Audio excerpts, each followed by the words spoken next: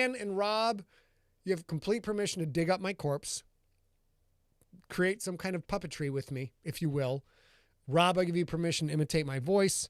Just no sodomizing the corpse, all right? Come on. Just come on. Let's keep it clean. Let's keep it family.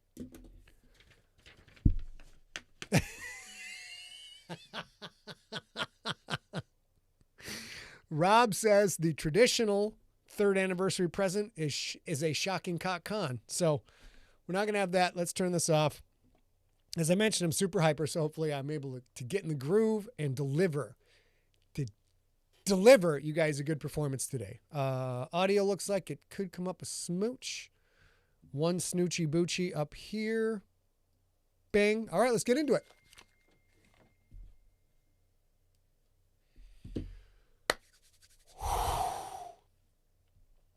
Now, a lot of you in the house may not know this level of general, unformed, inexplicable excitement for all things the way that Rob and Dan know it.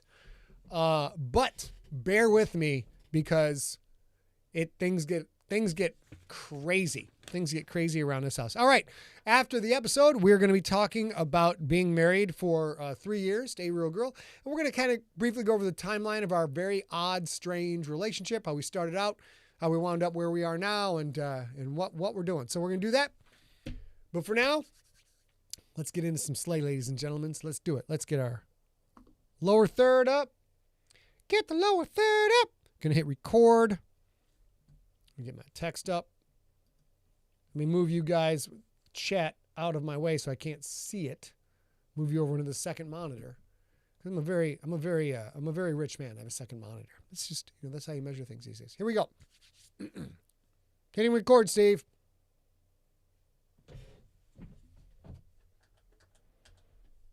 Turning off the fan. It's getting hot in here.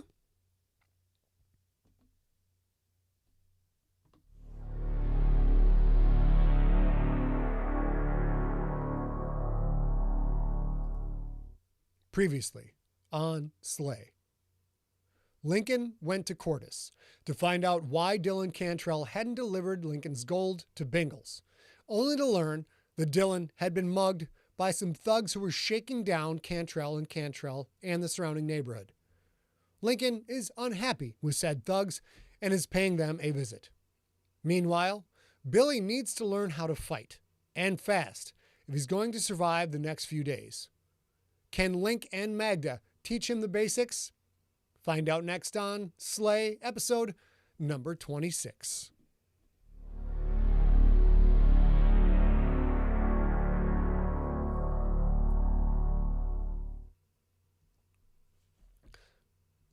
Lincoln knew he should ask around a bit first, but he didn't feel like it. He knew he should knock, see if a civilized conversation of thinly veiled threats and not so thinly veiled promises of cutting off fingers and toes could get the job done, but he didn't feel like doing that either. What Lincoln did feel like doing was punching assorted motherfuckers in their assorted mouths. That's what he felt like doing. He push-kicked the front door of Tapestry.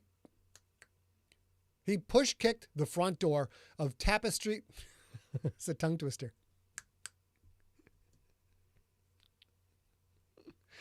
Tapestry travesty. Okay, let's try it again. He push-kicked the front door of Tapestry. I know fucking Ricky Berg's going to make this a goddamn loop. I know it. Fuck. Okay. He push-kicked the front door of Tapestry. He push-kicked the front door of Tapestry Travesties. The door was painted an awful color he could only describe as puke sepia. It ripped off the hinges and flew inward, hitting someone and knocking them to the ground. The door landed atop a person, a man, judging by the deep-throated moan of pain. The place was, as one might expect, covered in wall-to-wall racks of hanging tapestries. Tapestries were rolled up in stacks on tables. The floor was covered with them. Behind the counter at the rear of the store stood two pointy-eared kobolds who were apparently counting money. Piles of bills, a small mountain of jewelry, and gold coins stacked up like they were close to winning a bracelet at the World Series of Poker. "Hi," Lincoln said. "Which one of you deflated blow-up dolls is named Artie?" One kobold, the one with pockmarked green skin the color of snot, pointed to the other one, who was a sickly shade of purple-brown. Lincoln recognized the purple-brown one. He'd seen the kobold wearing a Christmas sweater that read, "When I think about you, I touch my elf," complete with a stitched-on, smiling elf that hung over his crotch. "You're that shitsickle who thinks it's fun to kidnap and murder helpless girls," Lincoln said.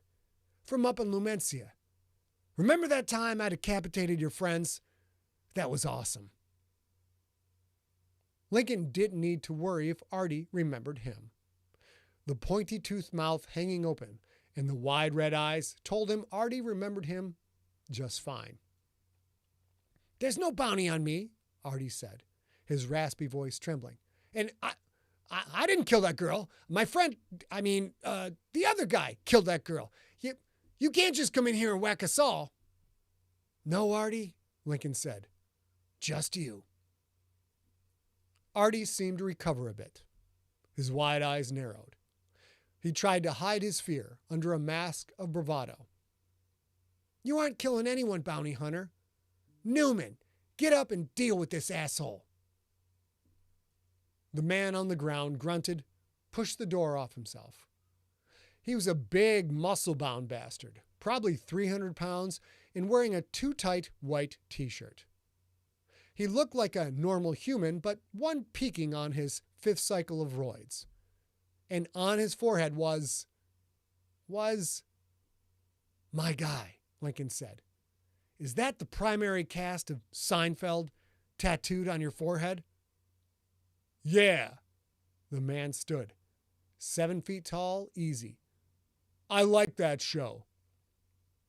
What a piece of work. "Well, you must like it a lot," Lincoln said. "Do you like your balls?" The man's face wrinkled. "Huh?" Lincoln kicked the man in the crotch with the same force he'd used to knock the door off its hinges. So hard, it lifted Newman right off his feet. The big fella was already tucking into the fetal position before he thudded onto the tapestry-covered floor. "You put your hands on my friend, Newman." Lincoln knelt next to him. "That was a bad idea." Lincoln balled his armor-clad fist and blasted the man in the nose, which broke with a loud crunch. "You really shouldn't." Lincoln punched him in his right ear. "Have put your hands." He punched him in his left ear. "On my friend." He punched him in his right eye. "You meat-brained mountain." He punched him in his left eye. "Of steamy wyvern shit." Lincoln stood, saw his mailed knuckles were spotted with blood. He wiped them on a hanging tapestry. I needed that," he said. "Now for you, Farty. Do you like it when I call you Farty?" "Oh, like I've never heard that one before," Artie said. Oh, you're saying I'm not clever." Lincoln walked to the counter. "All right, here's a witty rejoinder for you. 10 minutes from now, you're going to walk down to Cantrell and Cantrell and pay that man double what you took from him."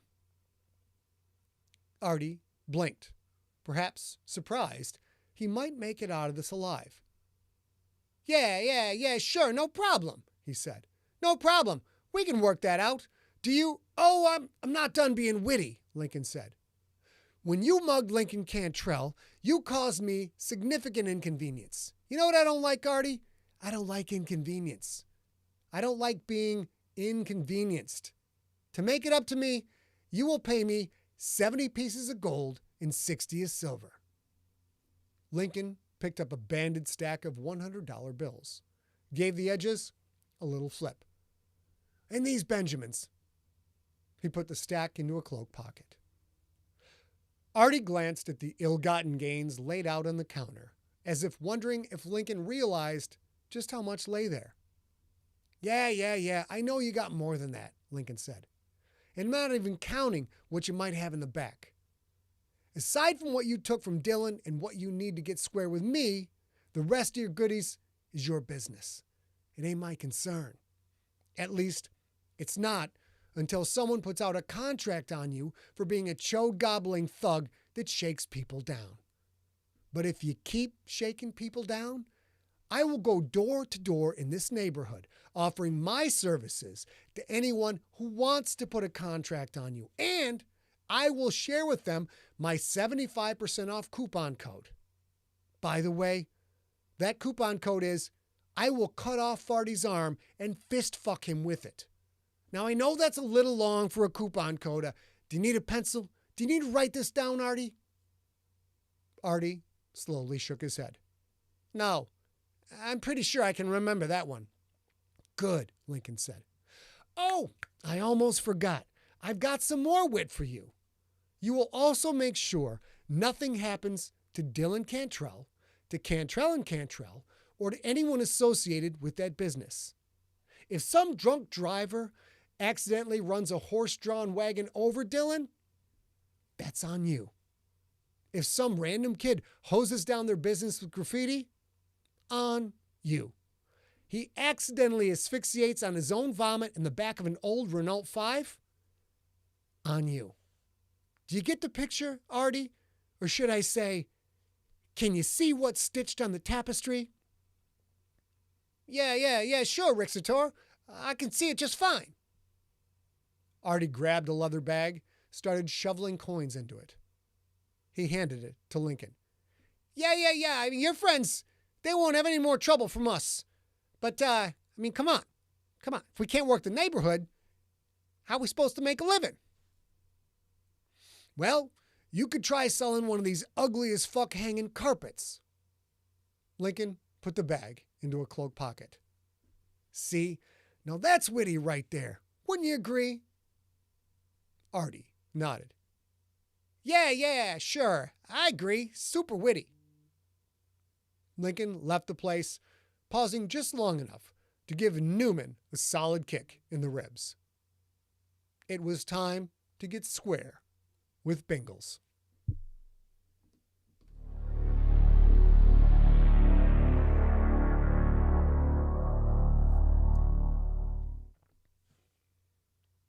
Billy and Magda circled on the training mat, their fists raised. Dragon ran in mad, ear-flapping circles around the mat's edge, his tiny claws clicking with each step. The dog had the rips something fierce. Get your guard up, Magda said. Billy glanced at his right hand, a reactive gesture to make sure it was where he knew it already was. But my guard is... Magda's hand shot forward and flicked Billy in the nose. Ow, Billy said, covering his nose with his hands. Man, that hurt! Never take your eyes off your... Oh, shit. I fucked it up. There we go.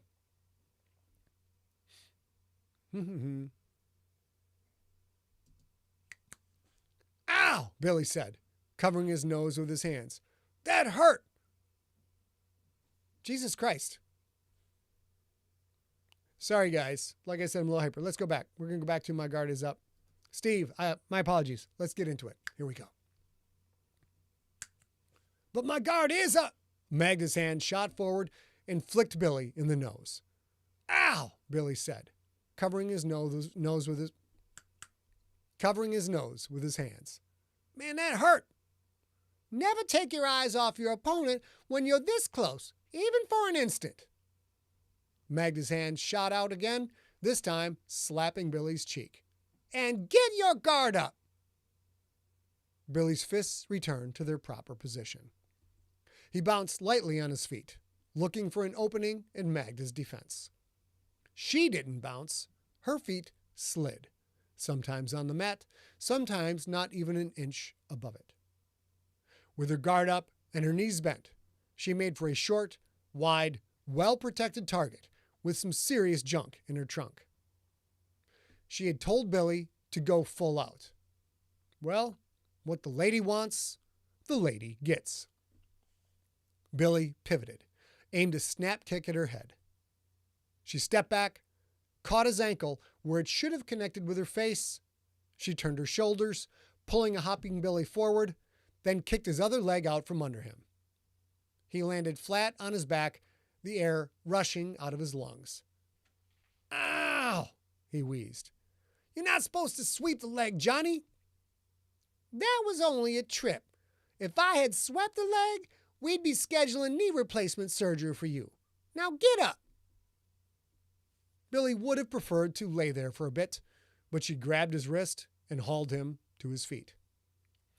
"I thought Lincoln told you to train me," he said. "If I want to get my ass kicked, I'll just go for a walk in my own neighborhood." "Speaking of kicks, why did you try that?"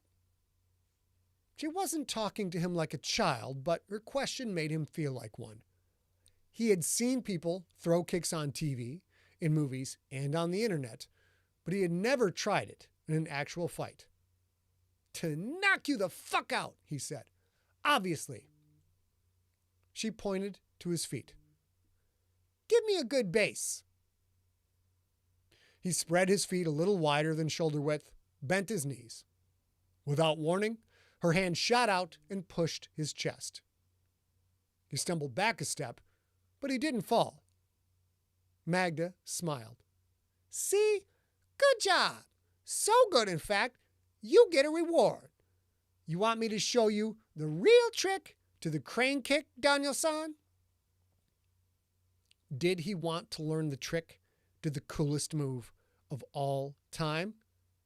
"Fuck yeah, I do, Pop. Let's get it." "Rad," Magda said. She rubbed her hands together. "Okay, now get into crane position, just like you saw in the movies." Billy raised his hands above his head, lifted one knee high, tried to see where he would land the kick.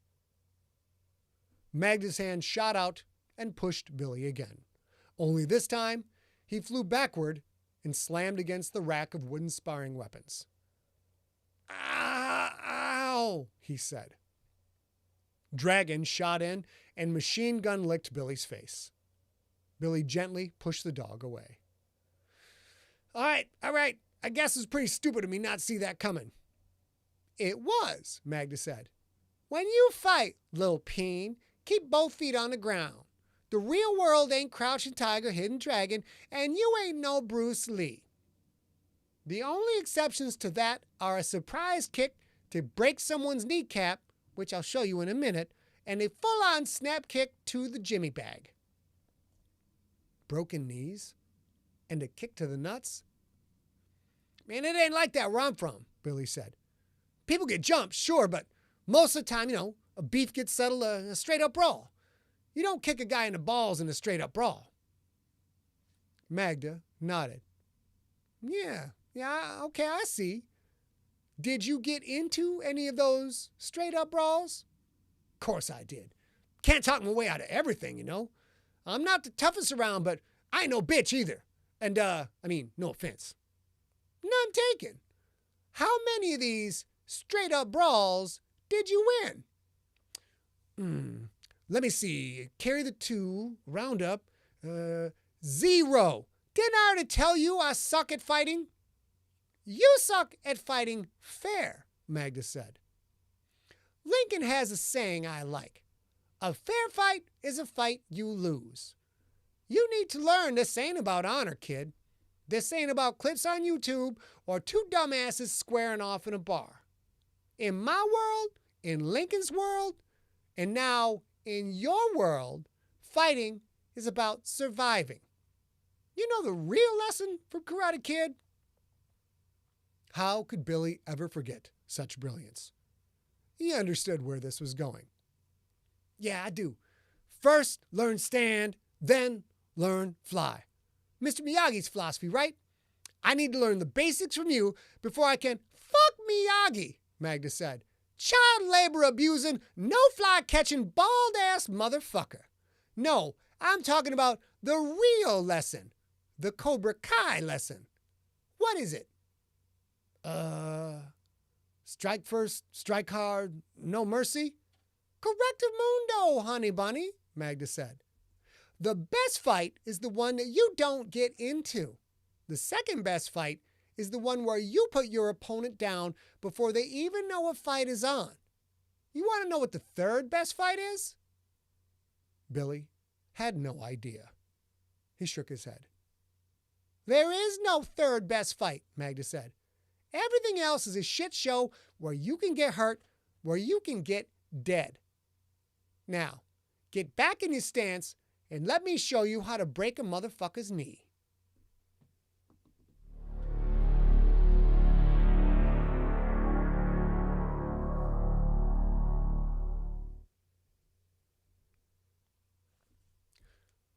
Lincoln heard the orgy from 2 blocks away.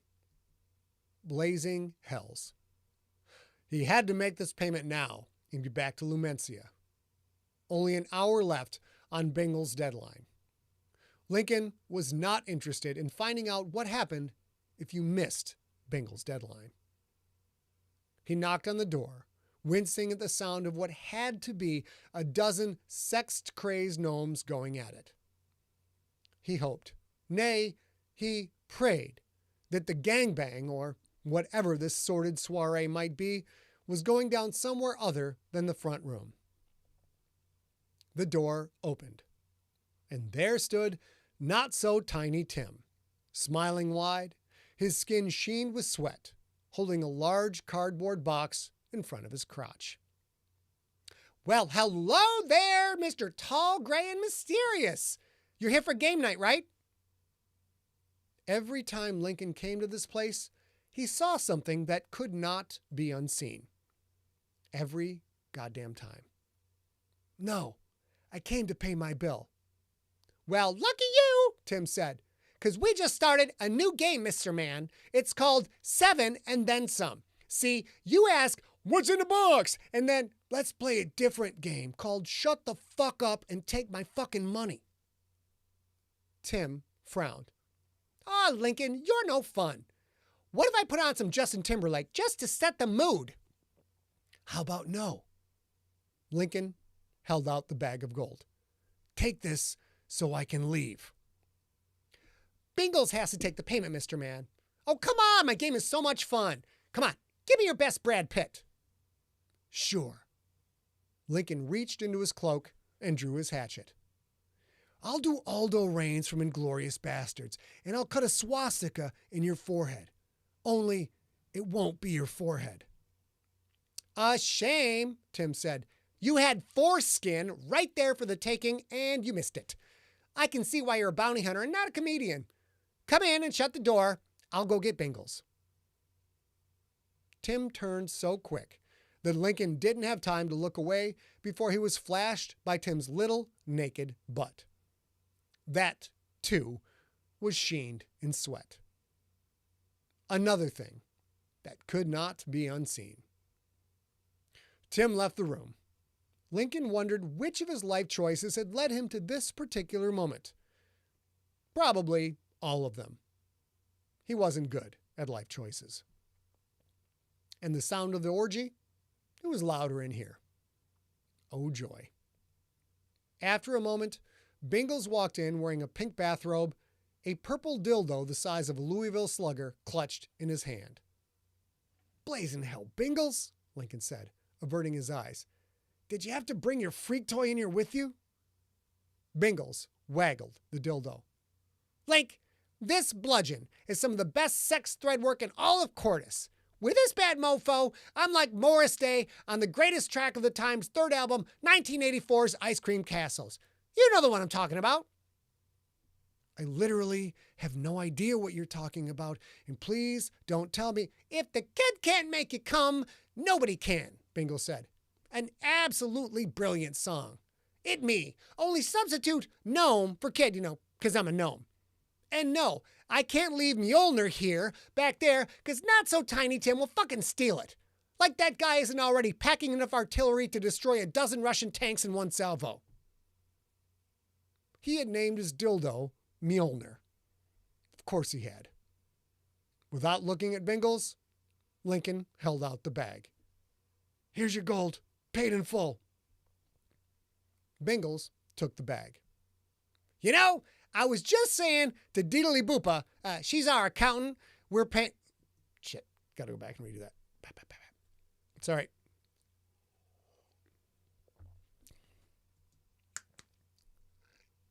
You know, I was just saying to Diddly Boopa, she's our accountant, we were playing naked whack-a-mole. I was just saying, that Lincoln bitch better have my money. And here you are, my bitch.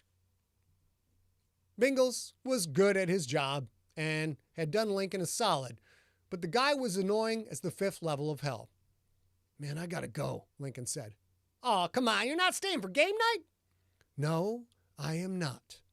All right, next time then. Bingles paused.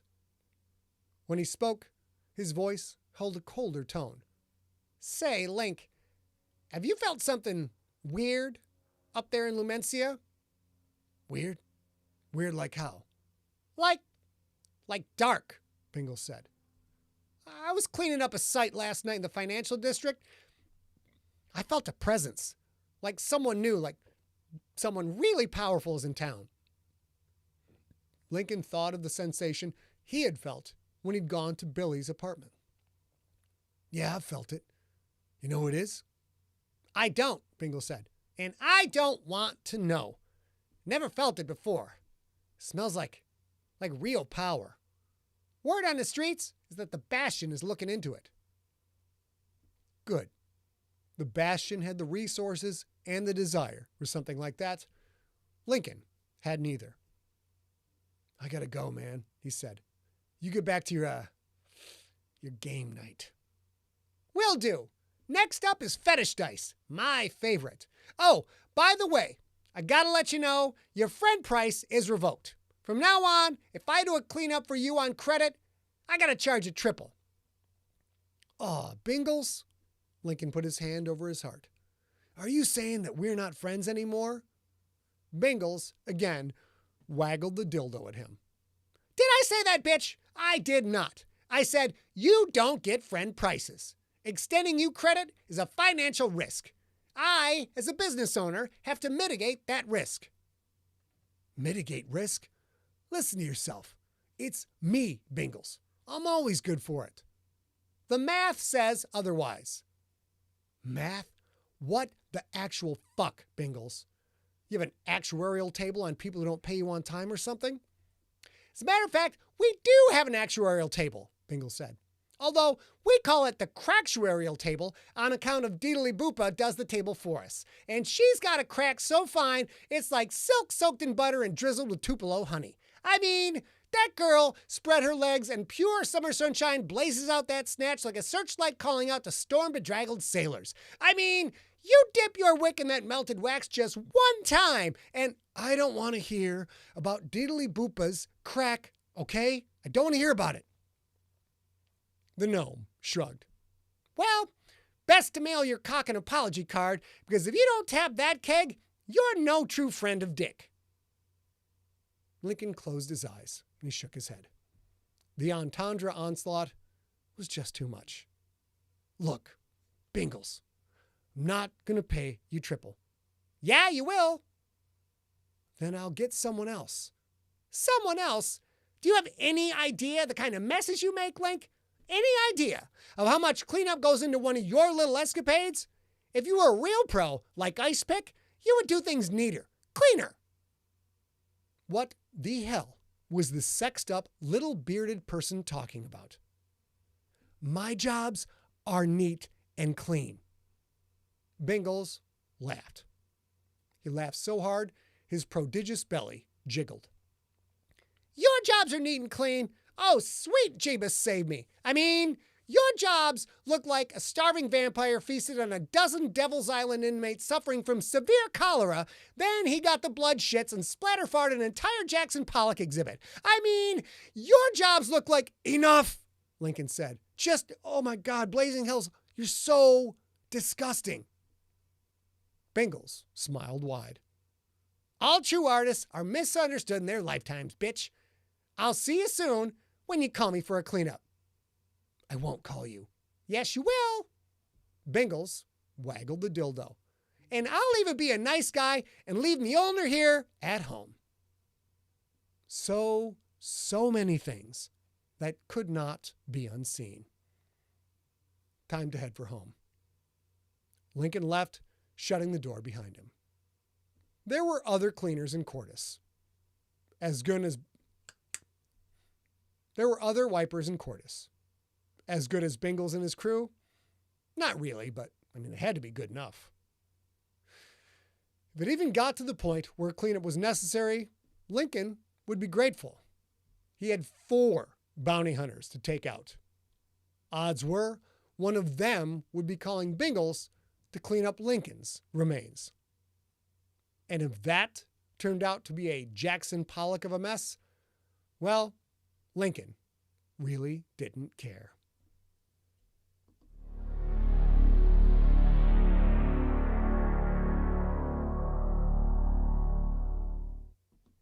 That was episode 26 of Slay. Come back for episode 27. I promise there will be fewer dildos. Come on up, baby cakes. Okay, I know you're not supposed to laugh at your own jokes, but I kind of fucked up because I laughed at my own jokes. Also, the word tapestry travesties is very difficult. I'm having a scotch. What are you guys having? Oh, God damn it. Did I have? Oops. Hold. Oh, I had that up. Bang! What's up, you? Let's go ahead and go to chat. See what you lovely people have to say. Yes, more ice pick foreshadowing, Steve. That's definitely coming in. You working again, Lincoln? Yeah, I guess I'm working again. I'll have to get some John Wick drops put in this because, of course. Oh, let's get you unmuted, sweets. Wait, hang on. I got to come back out. I got to come back in. Phrasing. Good job, Reese. Good job. Woo. That was a little bit longer. Yes, a dildo in every pot, gentlemen. That, Jen, I did not make the dildo sparkly, but I'm sure I could have. Steve, you don't have to do that loop. There's no reason you actually have to do that loop, bro. I mean, you are getting paid for this job. You like not loop the shit that makes me sound like a fucking moron. But, it's neither here nor there. And or. Oh, look what it is, ladies and gentlemen. Let's go to the main cam. Oh, look what just got here. I'm wearing my birthday crown from my goddaughter and her fantastic parents. You look good, girl. That's a pretty necklace. What you got on there? Yeah, and I'm about to put on my headphones, but this is it's molded twig jewelry, which I love so much, from my sweetheart. Aww. Wow. Happy anniversary. As you guys all know, today is our anniversary. Yeah, what we like. Happy anniversary, baby. I got you on my mind. Okay. I've been waiting to sing that all day long, you guys. That's the only lyrics from the song that I actually know. It's a crazy song. All right. All right, let's get into it. We have nothing to talk about other than the fact that we have been married for 3 years. We're going to talk a little bit about our how our relationship has changed dramatically. Yeah. As if we were in a rom-com, you know? Well, okay. Yeah. No, seriously. Oh, hang on. Considering how much we used to fight when we were just business partners. We did. Now, you guys have heard this. Hey. So we'll talk a little bit about these things for the next 20 minutes or 30 minutes or so. But I want to tell you guys, if you have specific questions that don't have to do with the story, or they do, drop them in the chat room wherever you are, and we'll see them. Specifically, this is your free-for-all moment to ask us any questions that you want to ask us, about the last 3 years living here in the pandemic, all that jazz. You're welcome to ask story-related questions. We may save those for next week or another week. Christine, I have to ask, did you mean sexist couple or sexiest couple? Where? Who is that? Christine says sexist couple in the chat room. No, that's Christine McCullough. Wow. She definitely... Hold on. Apparently, Steve, you got some work to do because I must have been missing a setting or something because... my volume is way down, but Steve can fix it. Steve can fix anything that comes to Yeah, Steve's a magician. So my brother is in the chat room on Facebook, and he's says, I used to fight with A lot. And I will tell you while he's setting this up, oh my goodness. So quite literally the worst fight I have ever had in my life. I've told you guys that before. We've told this story before, was when he and I were putting out the starter in 2010. We had the worst fight we ever had. And it is to this day the worst fight I have ever had with anyone about any, like it was hard. It was so hard because we didn't know what to do. And I actually said to him at the time, oh my God, it was that's the worst fight I've ever had. And I fought with my brother every day until I turned 18, which is true. But we're going to talk just free-for-all talk. You guys ask whatever questions you have. I do want to say we're going to have some, because it's our wedding anniversary and my birthday, if you guys don't know. We're going to have some champagne. And I do want to let you guys know, which I do every year. I think it's quite important. I was born on June 28th in 1971. June 28th is the anniversary of the Stonewall riots. And if you are unfamiliar with the Stonewall riots, I want to ask if you guys know about Pride. If you guys know about gay pride or LGBTQIA plus pride, that started as a riot on June 28th. Gonna have a riot in New York City at the Stonewall Bar and Grill. And I celebrate my birthday every year, and I also honor the fucking absolute heroes who fought for their humanity. And still, that fight goes on today with every pride parade, every single place in the world that it happens. And it started at Stonewall on June 28th. So we have Stonewall riots are mentioned in one of the Kissy Man stories, actually. And Kissy Man and the Succubus. And I can't remember what collection that's in, but maybe what you guys can look for. I think it might be in the second one. It's a super tight story, and I really enjoy that story. And it was really, we're not going to dwell on this, but it was really interesting to read up on the history of the Stonewall riots in San Francisco in that time. And everywhere. And there's also in Berlin, Germany, there was a big gay community. So it's San Francisco, it's New York City, it's Berlin, Germany. All at that time were suffering. I'm so sorry to interrupt. No worries. It was just interesting to see, a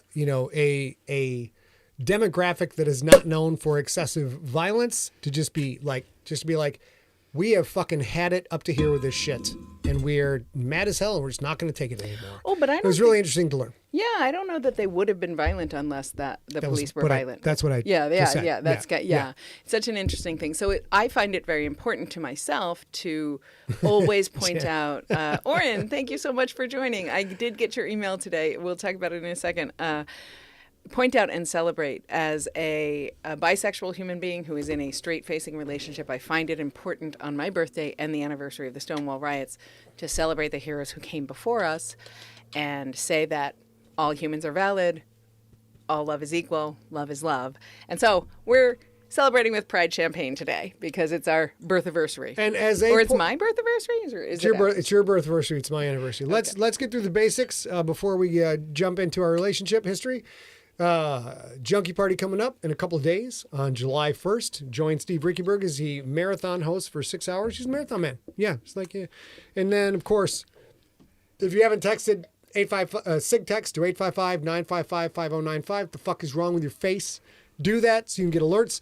You would have gotten an alert today, but you didn't. You're not signed up, so you didn't get it. And finally, questions, send them to info@emptyset. And boom, sign up for the newsletter, scottstheater.com/newsletter. Best, baby. Things are in a bit of a lull right now because I am working hard on a couple of books. But very soon it's going to be lots of announcements to make, and there's cool stuff going on. So you want to be signed up here and or here. Do it. Do it. Wait, let's pause.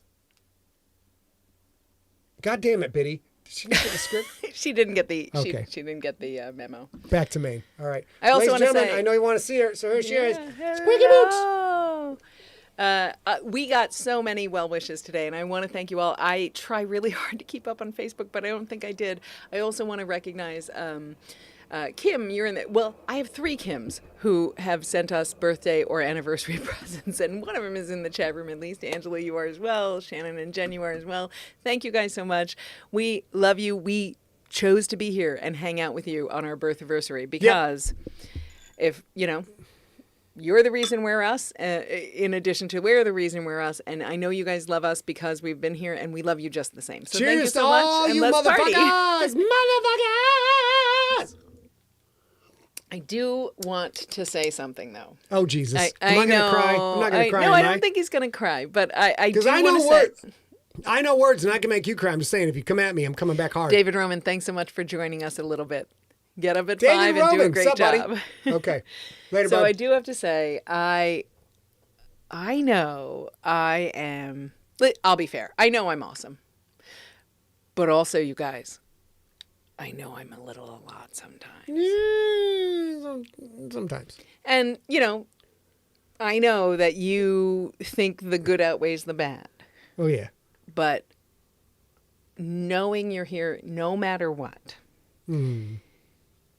is a unique blessing in my life. Aw. So thank you. There you go, baby. I'll drink to that. And thank you guys for sharing this with us. We talked several times in April and May about what do we do? Because Sigler in Place is Wednesday, which is our birth anniversary. And we were both like, we're going to hang out with our pals. Yep. So thank you guys so much for sharing this day with us. Did you drink that yet? You made a toast, did you? Okay. All right, I'll make one to you now. We'll get it out of the way, all right? All right. We didn't do our mutual adorations before We did the not. show. I guess this counts. I I also realize that why I am a stellar gentleman and I bring a lot to the table, I might be a little bit of work from time to time. I might the ADHD and the let's say I'm not actually on cocaine, but I could play someone who is on cocaine on TV is a lot to deal with. And you have been an absolute gem. You've made me calmer, happier, more full of joy, and better able to appreciate all of the shit that we have created with all the wonderful people in the chat room right now. Because I love the shit out of all you guys, but I've brought my athletic background to the world of writing, which is to say that nothing is ever good enough. There is no actual win. You get the win, then you're actually thinking about the next contest and what you have to do. And as someone who has no athletic talent, who had an athletic career, I've survived basically on I hated everyone I faced so much that I would work harder than all of them. And that is the attitude I've had throughout my writing career. And it's non-conducive to a career where you get to make shit up for a living. But thanks to this lovely woman right here, I enjoy what I'm doing a lot more. I'm better at what I'm doing, and I have more time to focus on the task at hand, and I greatly appreciate that. And I think you're fantastic. Also, you got a great smoocher. Look at that mouth. You making a run for it, kid? So I'm just going to tell you guys, please, if you have specific questions, this is your opportunity to talk about us personally, if you'd like. Obviously, you can always ask us questions, but we are inviting them today. I am a certified relationship management consultant. I have an RMC certification, Scott Sigler, No, he is not. RMC period. It's fact. No. Certified. RMC is not a thing, and no, he is not. No, So he is not. if you got relationship questions, now's the time because the doctor is in the house today. So I'm going to answer a question from Kim Hansen first. Okay. But then I will tell you, I will give you a little bit of an abbreviated timeline about how we ended up getting married. I think a lot of you have heard this, but I do often get questions. Well, actually, I haven't gotten them recently, but on the Junkie Happy Hour, where people have a little bit more free time. So I'll answer some of those questions as well. But Kim Hansen asked, what was our favorite date? And I don't know what yours is, but there have been a handful. So fucking many, dude. Well, no, I'll think about it. I know what my favorite date was, but I'll let you think about it in the meantime. I will say this. I agree with him. We've had a handful of terrific things. And then there's this really interesting thing where we weren't dating or anything. And we went on a European book tour and got to the first time I ever went to Ireland. And I am a product of an Irish immigrant, right? I was with Scott, and I wouldn't have thought that because I traveled quite a lot in my 20s. So there are wonderful things that happened before we started dating. But I will tell you, because you asked, what is one of my favorite, or what is probably my favorite date. And in San Diego, there is this stodgy old restaurant called the Marine Room. It serves very classic food. It serves oysters Rockefeller. It's where 80-year-olds go to have their celebratory birthday dinner. And the thing about it is it's called the Marine Room because the building itself is on the rocks on the Pacific Ocean. So when it's high tide comes and literally hits the restaurant itself and the windows and splashes up against the windows and stuff. And I had always wanted to go, but it's this big, stodgy, expensive ass restaurant. And we'd been dating about maybe a little less than a year or so. And I forget what it was. It was Valentine's Day, birthday, something special where he wanted to do something special. And without even knowing, because he was new to San Diego. I've lived in San Diego since 1995. He's lived in San Diego since He's lived in San Diego since 2014, and he picked this restaurant to celebrate my birthday. And so, or something, I forget. I'm not sure if it was my birthday, but we go, and he wouldn't tell me anything about it.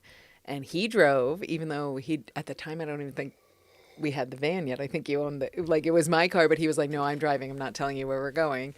And I was thinking, because I knew everything. And the weird thing about the Marine Room, because it is literally on the water, you head down to the beaches, but then at some point you have to take this tiny little side road so that you can get to the parking lot, so that you can actually be on the water side. And as soon as we took that side road, and I actually think that street is called something like Little Street or Miniature or something little. It's in the short street or something. I knew, and I couldn't help it. I kind of burst into tears because it was awesome, dude. So we took an Uber for it because I'm like, oh right, we did. We are getting fucking liquored up. So I didn't drive. I factored Uber there and Uber back into the budget. And I'm like, we're going to blow some coin tonight to celebrate and get tanked. And so we were in the Uber and you started crying in the Uber. I did. And he's being so gentle about it, but I ugly cried because I was like, I know the only thing, unless he randomly knows a billionaire in San Diego, because this is waterside property in La Jolla. You don't know. We're going to the Marine Room. And I had wanted to do that forever. And it's ridiculous and indulgent and Sean. ridiculous. So it was lovely, and we got to do that, and that was my favorite date. I don't know if he has a favorite date, but that was mine. Berlin, ladies and gentlemen. 2 favorite dates. Oh, Berlin. No, we weren't even dating in Berlin. What? No, in 2007. Are you talking about the night that we went out with all the junkies? Yes. Yeah, we weren't dating then. Okay. Let's see. Okay, so favorite date would be, I don't know, but I got a couple questions. I'll get back to favorite date in a second, because that's part of the whole thing. We started out as business partners, then fighting business partners, then non-fighting business partners. Then I got divorced and we were pals, and then A got divorced and we were pals, and A had a crazy stomach surgery, so she had to come down to the Lair of Doom downtown San Diego. And I was like, you aren't going back to your place, the place we're now, because there's stairs, and she was in bad shape, ladies and gentlemen, bad shape. So I made A stay in my electric reclining lazy boy. She sat and watched TV. I brought her all her food, everything else. And after that, shortly after that, I don't know, some point after that, we started dating. So let me answer the questions. Let me go back real quick. Mike Wers asks, let's go through this. Okay, Scott, I'm your infinite wordsmithing. How does one tell their spouse she's overreacting? Mike. It's a great question. As a registered relationship, what the fuck did I do? What is my acronym? I already forgot my acronym. RCM? Or is that somebody else's? Registered. I forget. Marriage. Right. Yes. Right now I'm calling it a certified relationship consultant. I'm a CRC. Certified relationship consultant. I'm going to give you guys the advice that my dad gave me, because I believe Coach and Carol are not in the room right now. And you will think this is the worst advice ever. And it is. Except for 2 things. Number 1, they have been married. Oh my God, I can hear the licking on the goddamn microphone. Number 1, they've been married for a billion years. Over 50 years, right? So they clearly have their shit dialed in and figured out. But what my dad told me is at one point my mom got super mad at him for some shit. And my dad said to me, he pulled my brother and him aside and he goes, let me give you boys some advice. And Dad, Coach, you may be surprised by this, Coach has extraordinarily little amount of advice for us as young men and as children. Everything he taught us was on the football field and by example. But this time he actually gave us advice. One of the 2 pieces of advice that he gave us, this one was like, you know what? When your spouse gets this mad, you just got to remember, 4 words. 4 words. She'll get over it. And at the time I was like, Dad, I'm like this big. I'm like, Dad, that doesn't seem like you're addressing anyone's problems here with she'll get over it.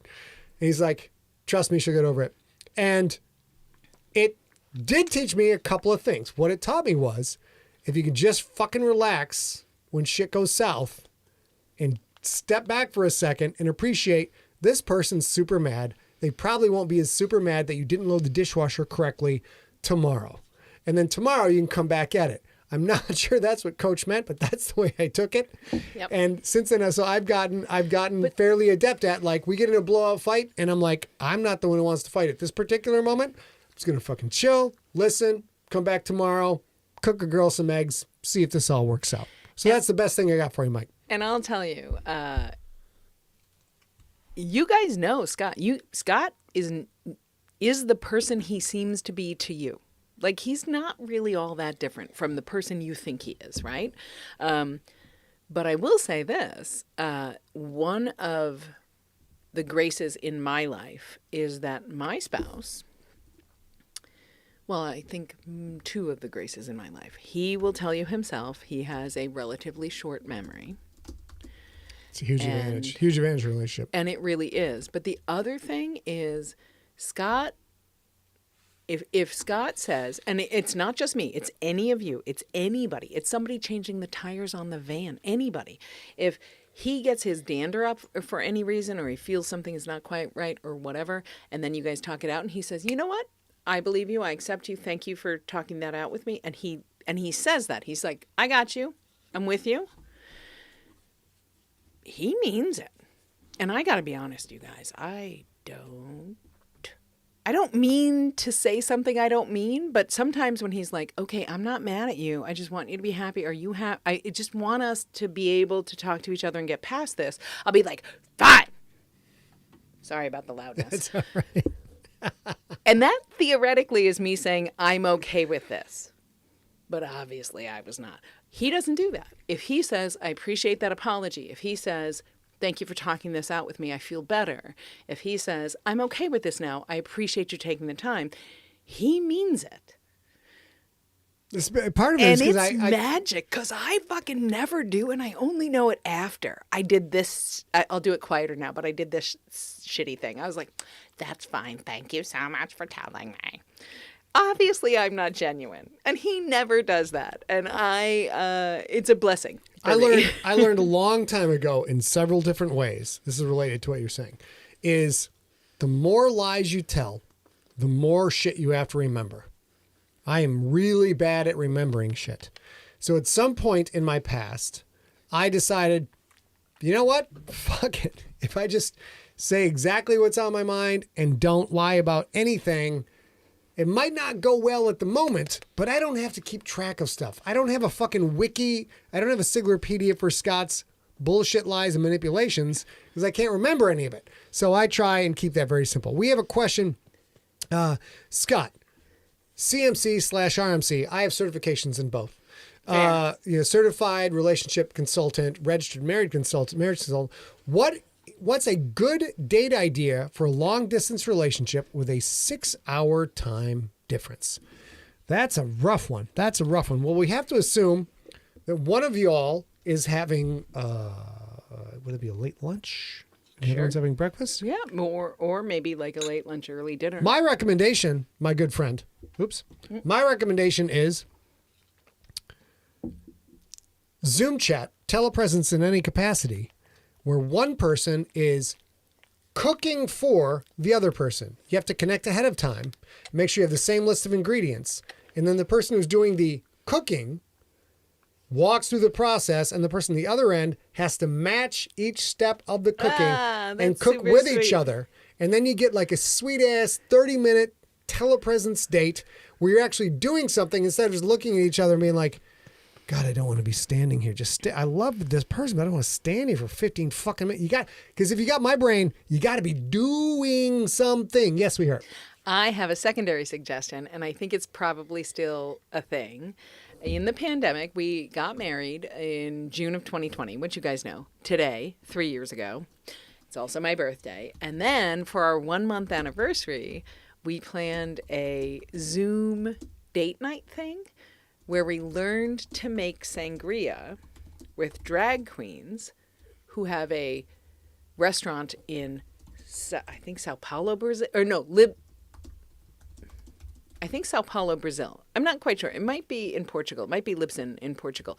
But I will post it tomorrow in this chat or on the Sigler Junkies page. But you can go to Airbnb and search experiences.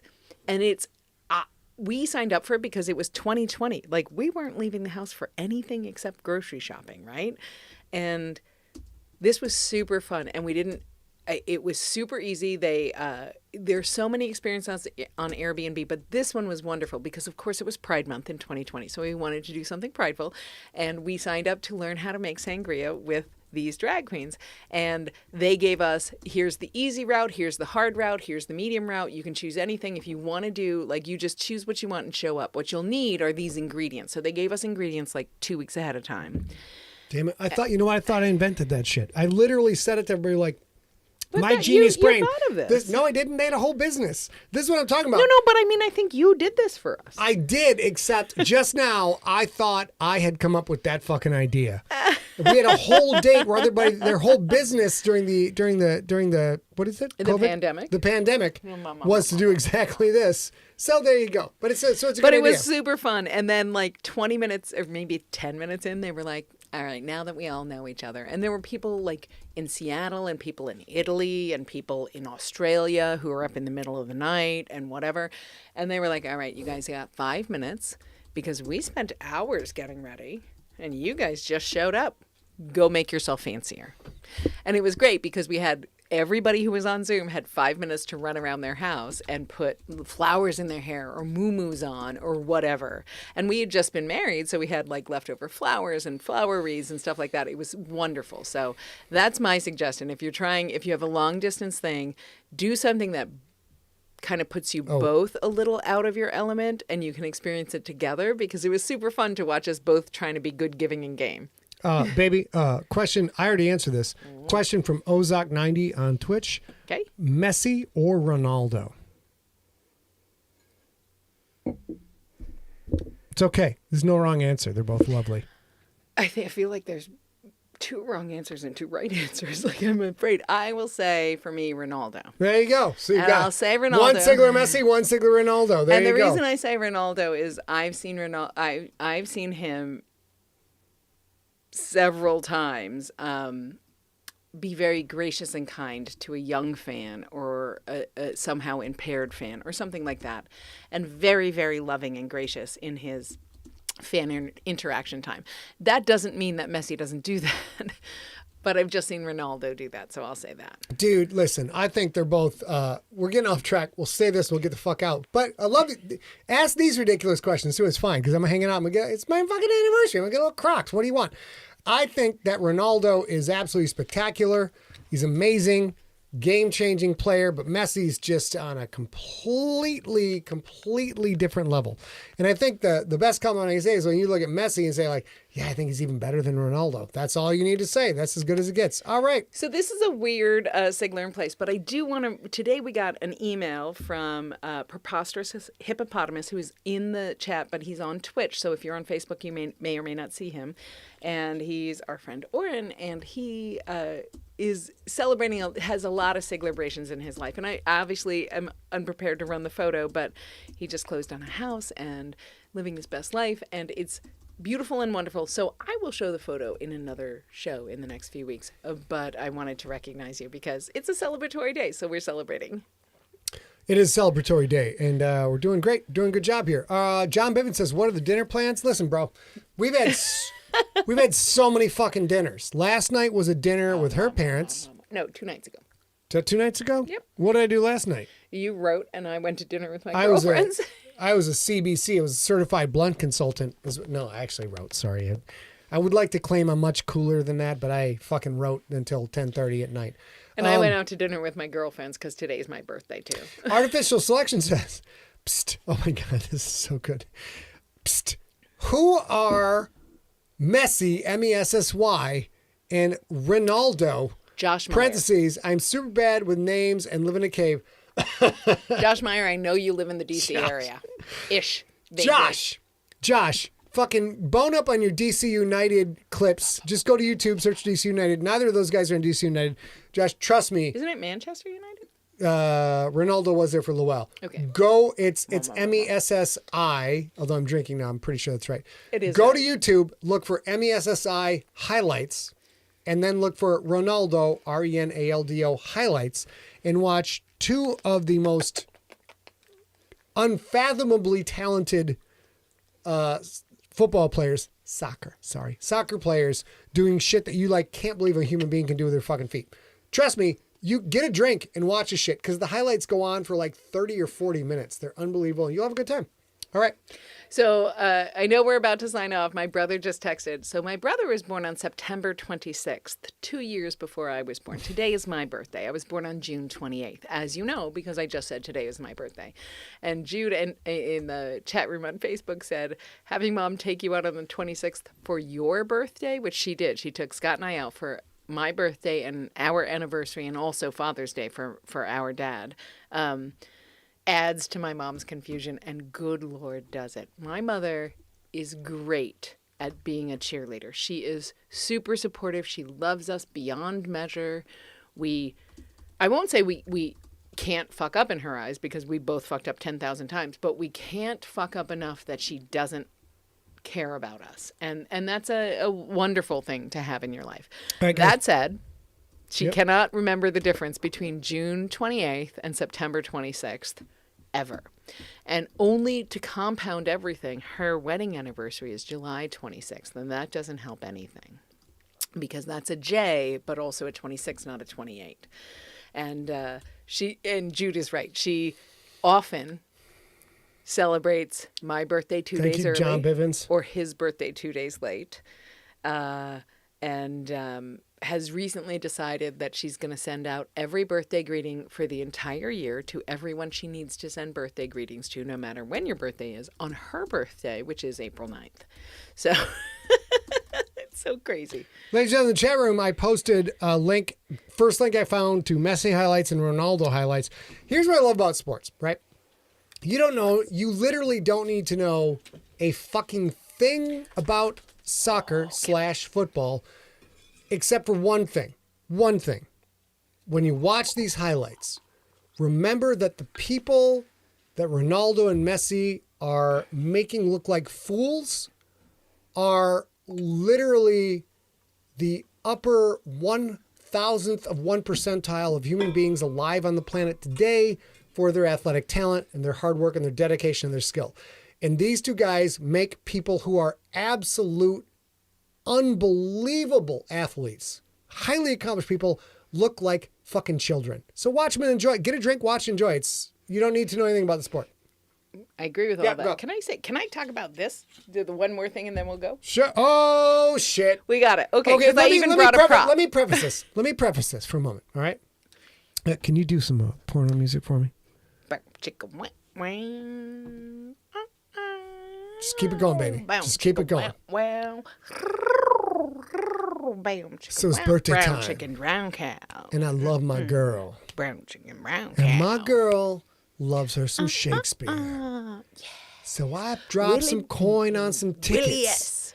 And I take my girl to the theater in San Diego, an outdoor theater, the Globe Theater, where all the head cats take their special people to go watch Shakespeare in the park. And we got front row, third row seats. And we're hanging out. And she's having a great time. And I brought blankets from the car because it's a little chilly. It's cuddly weather. And I like Shakespeare, but not like she likes Shakespeare because she likes herself some Shakespeare. And we sit down to watch Twelfth Night, which is about, there's no murder in it, but there should be. We sit down and watch some 12th Night, and then this shit right here happens. And ladies and gentlemen, am I taking over? In a lifetime of pimptastic dates, I will never top the pimptasticness of what went down this evening. All right, so here we go. I will also say, everything he said is right. I studied Shakespeare in college. My senior thesis was on Shakespeare's Henry IV. A lot of things, right? I love Shakespeare plays. And Scott loves me. So Scott buys theater tickets at the Old Globe every year. And this one happened to fall on Saturday, so it counts as a birthday/anniversary, birthversary gift for me. For him, he's like, I just take you to the theater because you like it. That said, you guys...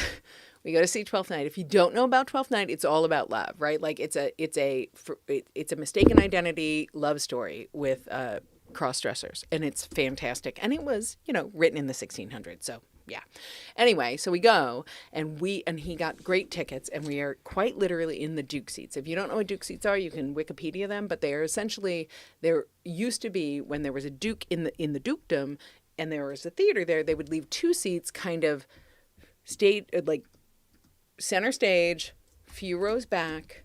They would just leave them there in case the Duke chose to show up to see the show. So we're kind of there. We're like 3 rows back, right in the middle of the stage. And in the second act, if you don't know Twelfth Night, I'm not going to spoil it, but there's a main character. She is the woman of everyone's affection, and her name is Olivia. And Olivia is also a stately woman, right? So she has her own castle and all that other stuff, and she's mourning her brother's death. And she has said that she's going to mourn and not look for a suitor for 6 months. That's the most important thing. And in all this time during the play, everybody comes at her and whatever.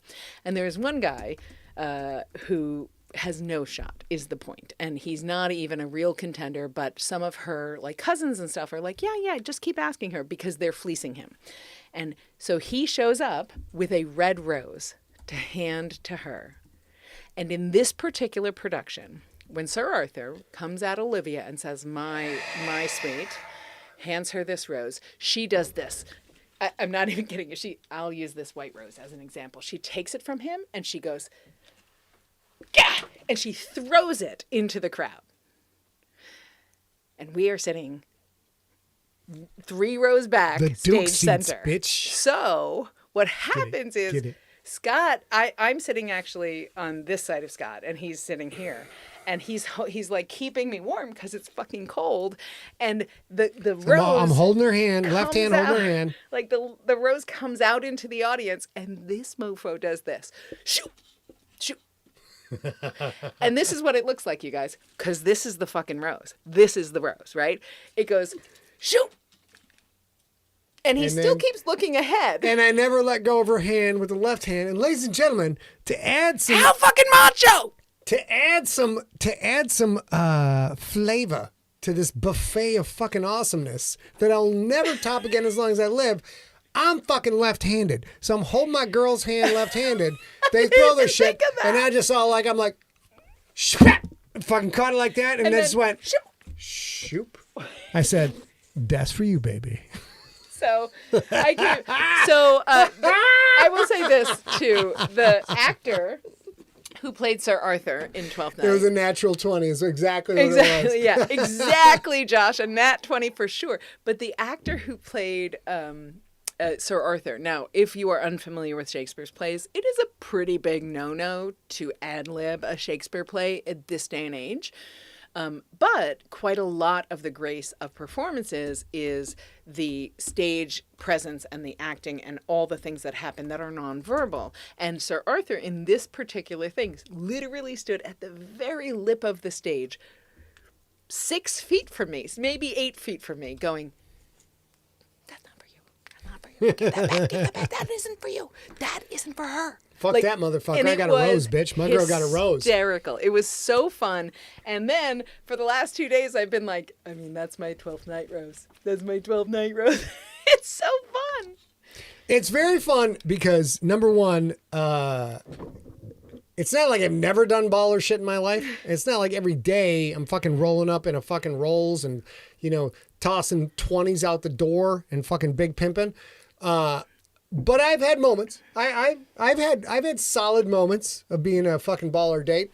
But this shit, shabap, that's for you, baby. Fucking will never. I might as well be Morris Day. I might as well be Morris fucking Day, dude. Oh my God, yeah. Oh no, that's the right stuff. That's the right stuff. Oh yeah. Yeah, Morris Day was more like chili sauce, and if the kid can't make it come, nobody can. Look up Morris Day, Ice Cream Castles, baby. You'll appreciate it. Yeah. Yep. So I love you. Thank you so much for such a wonderful birth-anniversary week. You guys are terrific. Thank you so much for joining us. If this is the first time, this particular celebration is the first time you've heard about the Stonewall riots and why we have pride, look that up. It's worth it. It'll make you a better human being, and you'll love me even more, and every other human being you know even more.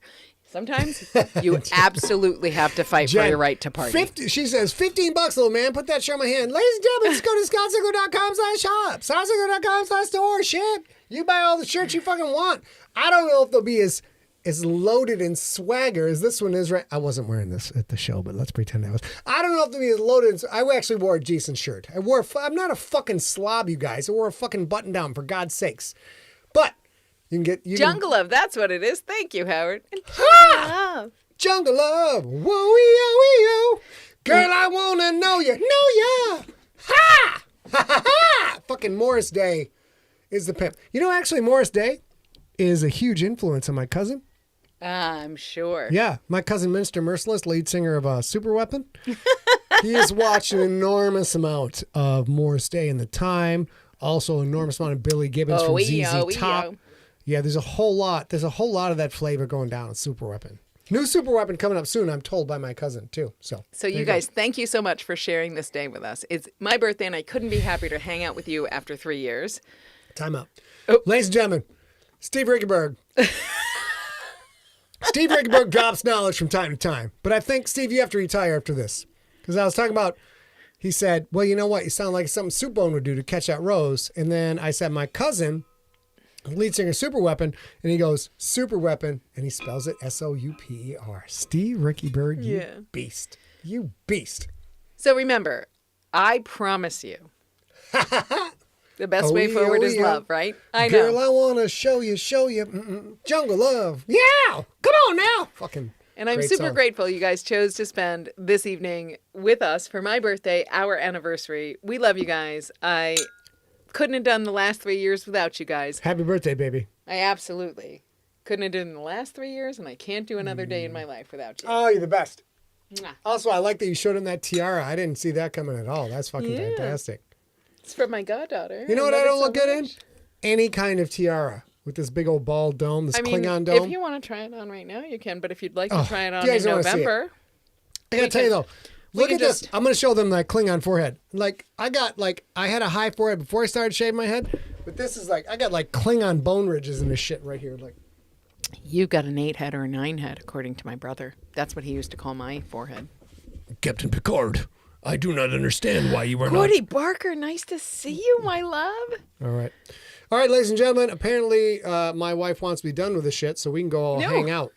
I'm happy to do both, but let's be done with this. Let's do another. We do? No, let's do another. I'll do another couple minutes. All right, here we go. Yeah, why not? If you guys are here, we're here. Here we go. Here's the rest of the next 10 minutes. Scott Sigler, certified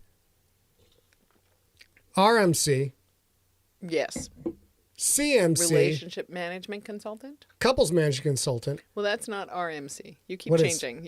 I have many, baby. I have many certifications. I'm just asking. So I RMC, spent an enormous amount of time of secondary education and a lot of money paid over the internet to take classes to certify me as I'm a relationship management consultant, a marriage management consultant, a CMC, a couples management consultant, and a PMC, Fantastic Management Consultant. You may now ask all your relationship questions. Go crazy. Also a CCP? CCE. CCCP? What's CCE? Cottage cheese eater. That's crazy. Actually, but he loves cottage cheese. I was about to yell at her for that, but I do have that certification, as a matter of fact. All right, here we go. PMC, Fantastic Management. The Fantastic Management Consultant is in the house. If you guys have any questions, I got to tell you guys, as hyper as I already am, because I'm cutting weight, champagne fucks me up, son. Champagne fucks me. I don't know. Okay, so you guys can ask a couple questions if you want. Kelly, you just asked which anniversary is Lego, and it's every anniversary, I think. That's a good answer. Yeah, we should get married. Yeah. You're very smart. But I will do this. So Kim Hansen asked, would we ever get matching tattoos? What, bitches? Shit! Oh, my God! Oh, my God! We got some right there! Thank you for that softball. Kim knew. Kim knows. Kim's like, set, spike, boom. No, set. Dig set. She dig set. Yeah. See, I don't know fuck about sports, but I know volleyball. But I will say this also. I Gordy, you have to tell me what BSDA is. Go, babe. Ages ago. So I have two sets of girlfriends. They know each other, but they're sort of separate sets, kind of. I think I am the knot in the bow tie between them, and they're the Garden Club and the Witch Bros. And I'm not going to explain those names, just trust me. But the Witch Bros, I've known some of them. I've known all of these people for 25 years. But the Witch Bros, we had this experience where I think 9 years ago, maybe 10 years ago. No, 9 years ago. We went to Silicon Valley Comic-Con, San Jose Comic-Con. And one of my Witch Bros asked me, like, so wait, are you not attracted to Scott? Because that's a young man. That's an attractive man. And I was like, listen, here's the thing.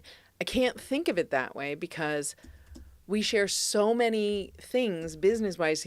I feel like of course he's an attractive man and I love him like my brother. And I think of him, I'm not saying I love him like I love Jude. I'm saying he feels like a brother to me. And then this friend was like, do you think your brother is attractive? Because you just said you think he's good looking. And I was like, I hope my brother is attractive. And he was like, and she just wouldn't let it go. But at the time I was like, yeah, no, I see what you're saying, but I can't, circumstances prevent me from guessing forward what we'll do there, right? And she's never forgotten that, and she's absolutely right. So we get engaged in 2020, and I tell my close friends and whatever, and she's like, listen, I'm not going to say anything about the time that we went for sushi at San Jose Comic-Con, but I am going to tell you that I'm not going to say anything about the time that we went for sushi at San Jose Comic-Con, which was the time that she was essentially trying to tell me, like, I'm pretty sure this is your human. And I'm grateful for all of that, but I think she was right. And that was, I think, years before. Martin Evans points out in the chat room, but A is a serious PMP. Ladies and gentlemen, before either of us knew each other. Actually. Before I knew this glorious chunk of Irish right here, this glorious, lovely, sexy-ass woman right here, I was a certified PMP. I was a certified project management professional. I was a certified pimp. I actually had a pin. I had everything. And then I meet this girl, also a certified pimp son, PMP. And this project management professional, but neither one of us gave a shit. All we want to do is get that pin said, pimp, bitch. Because you can see it. It's pimp.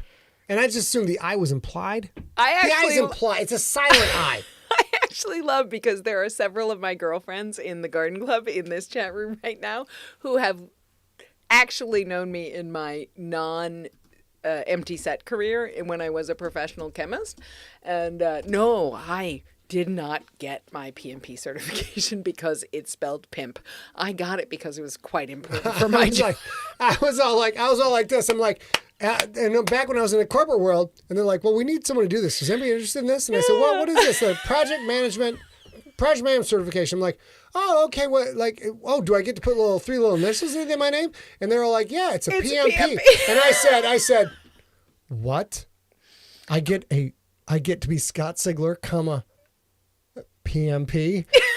I love that you think that's why I did that. I will fucking sign up for that shit and take all the classes right now. And I'm going to wear that pin everywhere, all you non-pimp You guys, it's like bitches. 18 months of study. It's like 18 months of study. I did not do that for the nickname at all. All I knew is my tiny ass from fucking Sheboygan, Michigan was a certified pimp. I got myself a chalice. I got a chalice. I got a cane. There's no chalice. I got a fucking chalice. I got a fucking He cane. got himself a chalice. Oh, yes. Oh, I got all you're not going to get a chalice if you get a PMP certified. If you get PMP certified, we'll send you a chalice. We will send you a mother. You know what? Fucking rock on. We will send you a fucking chalice. I'm not going to buy you a cape. cane. You're on your own for a cane and a cape and a hat, but we will send you a fucking PMP my chalice. goodness. Guaranteed, son. Guaranteed. Yes, we're both pimps. We're both actual certified pimps. So I will also say a couple things before we close out for the night. If you guys have any, first I'll say any more off the cuff questions, ask them. Otherwise, we're going to wrap up. The two things I'll say. One is that there are 2 weeks in July, not the first week. We'll be back a week from today for a Sigler in Place. But then that's the 5th of July, and we'll be here for that. We will not be live. We will not have a Sigler in Place on the 12th of July or the 19th of July. We'll be back on the 26th, but Scott and his writing partner Rob are going to be doing a writing retreat the second week of the second week of July, and then we're visiting family. We get to finally meet our new grandnephew Rhett, who is 6 months old now, and we'll finally get to meet him in person in the next few weeks. So we're going to miss the July 5th Sigler in Place and also the July 12th Sigler in Place. And the second thing I want to tell you is we have a few new items coming out in the next few weeks. New products in the store. But if you order books that I have to ship you, I won't be able to do that until I get back. But t-shirts and stuff and the new things that are coming out next week, you'll be able to get on your own. I love you guys so much. Thank you. Thanks for hanging out with us on our anniversary, motherfuckers. Appreciate that shit. And my birthday. I'm not going to lie. I'm not even breaking the law. I'm in California. I'm going to go get high as balls right now with some chocolate edibles. Yeah. And then A's job is since I'm cutting weight with a target of hitting a particular goal weight come the last day of the month, A has to manage me fucking getting the munchies and want to eat all the things in the kitchen. So you guys send tots and prayers. Send tots and prayers to my girl. Well, don't send tots. Don't send tots. Oh, yeah. Because he'll eat them. Tots and pears. I totally fucked that line up. I did. I said tots and pears with no tots. Just send her pears. I've got you covered. Send her pears. All right, ladies and gentlemen, we are out. Thank you guys so much for hanging out with us. I love you guys so much. Thank you for spending our anniversary with us. It means so much to me. You guys are all fucking fabulous. You should all just pat yourself on the back right now a little bit. You can pat yourself in other places. Do what Bingles would do if you are a person who is like Bingles. I hope you have your own personal Mjolnir at home. And, do whatever you got to do. It's not my business. And I'm like Lincoln, please don't tell me. I don't want to know. Josh, Jen, Jerry, Martin, Howard, Chris, Sean, you guys shore us up every single day. And all the rest of you, Steve, Josh again, Gordy, all you guys, thank you so much. So what I'll say is this. We'll be back on July 5th with Slay Part 27. Until then, we want you to fucking stay smart. We absolutely need you to stay science. I know it's easy to forget that we're not quite done with the pandemic, but we're not. And for the love of science, Linc, fucking stay informed. And as we're always going to add for as long as we do this, we absolutely need you guys to tell the people you love that you love them. Yep, and tell them. Say it. If you this week could forgive a person in your life and put that down, there's power, man. Forgiveness is good shit. That's a fucking crazy smack. Be like Bruce. Shit. Yep, be like Bruce. Protect your entire soul and heart. Love you. All right. We're getting the fuck out of Dodge. We're going to go hang out and celebrate we love you so much. Celebrate our Appreciate you all being here. I think it might be Legos. I believe all the... Or it's foot rubs. All the anniversary... I'm going to go get a foot rub. I'll report next week. This rose is for you, baby. All right, ready, baby? We'll sign off. Let's go ahead and you can all kiss off into the sky and